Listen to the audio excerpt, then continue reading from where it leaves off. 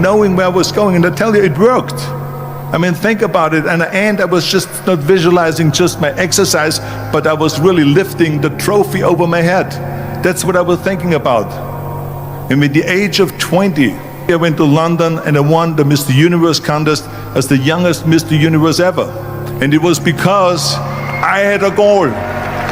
It was the same in acting. I remember when I was doing Conan the Barbarian. I was crawling on the rocks with a sword in my arm, crawling on all four. So after 10 takes, my elbows were bleeding and my knees were bleeding. And the director came to me and he said, Arnold, I'm so sorry that you have to go through this, but we need one more take. Can you handle one more take? And I said to him, I don't know what you're talking about. He says, I'm totally fine. He says, but you're bleeding. I said, because I don't feel it, because I can visualize what the scene will look like in a film. An informational one.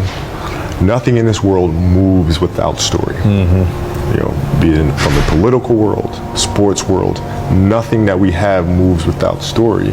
And so I think that is the root of everything. And if we're going to try to make the world a better place, story is the right place to start. I agree. But most people don't understand. Like my last year, people would come up to me and say, okay, what are you going to do?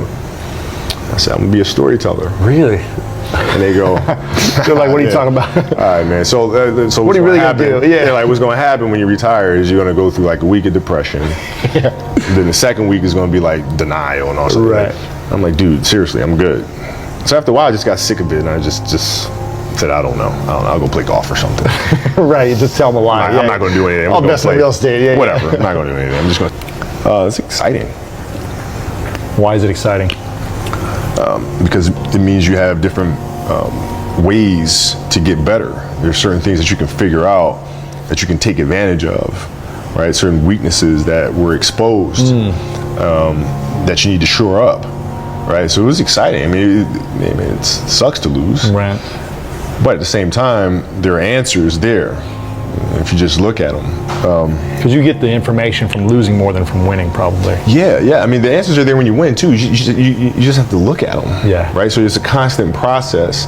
It's exciting when you win. It's exciting when you lose, because the process should be exactly the same, whether you win or you lose. As you go back and you look and you find things that you could have done better. You find things that you've done well that worked. You figure out how did they work, why did they work, and how can you make them work again. Yeah. And but the hardest thing is to face that stuff. At that point, everyone is listening, like, the challenge with all self-centeredness is that all you then indulge yourself in is your own pain. Well, very good. Right? You just indulge, you just submerge and like immerse yourself in pain because it's all about you. Yeah. And, you know, I think Gandhi said it best, is that you find yourself when you lose yourself in the service of others. And what I love about that statement is that what he means by that is, and empaths get this mixed up sometimes, so I want to clarify, because a lot of people who are empaths who are listening are like, Jay, I'm always trying to help people, but then I get screwed over. So here's the answer. You're not helping people so that they can thank you. You're not helping people so that they can be grateful to you. You're helping people because you know it's the right thing to do, but more importantly, you're helping people because you get to understand and experiment and experience different parts of yourself. When I helped kids growing up in India that didn't have food and we were giving them free food, I learned so much about myself. When I was able to go and give talks that help people, or now I make videos or podcasts, you learn more about yourself when you help people. That idea, I don't like that idea, because I think it's a management issue. I think a lot of what happiness is a management issue, and decisions that you're making right now, like you could be in a shit state of mind right now, but you could make some decisions to adjust that, and over the next couple hours, you'll get to a much better place.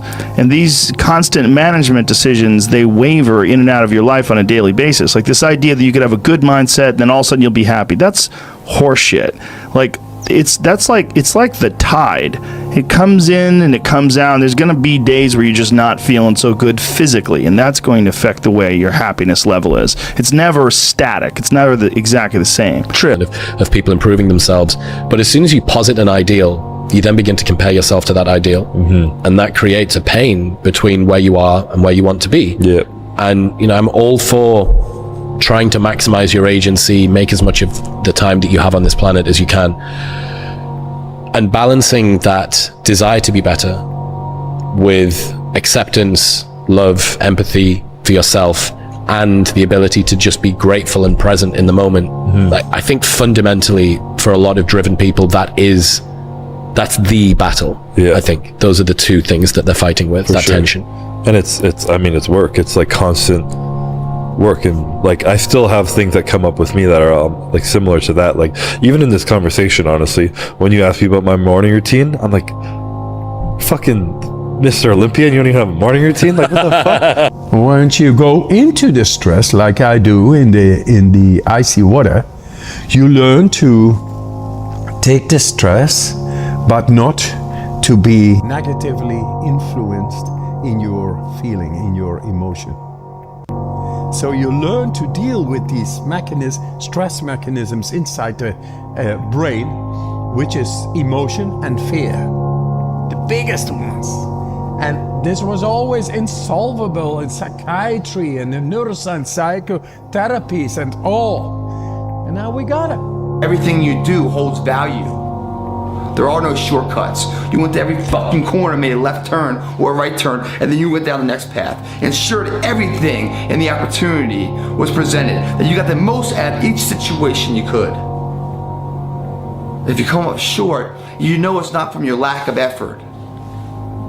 You got beat honestly, and that's fine. But you never look back on that event and say, fuck. If only I did that. What if I did this? Too fucking late for that. Build a legacy, guys. Don't go after the title. Every single day, the small things in life hold value to. It's you doing them.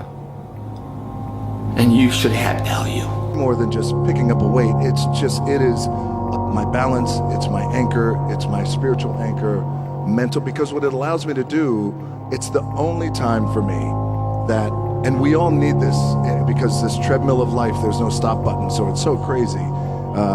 It just allows me to block out the noise and clear my head, think about what I need to do or accomplish, or think about the things I need to accomplish without the influx of information and people trying to tug at me and pull at me.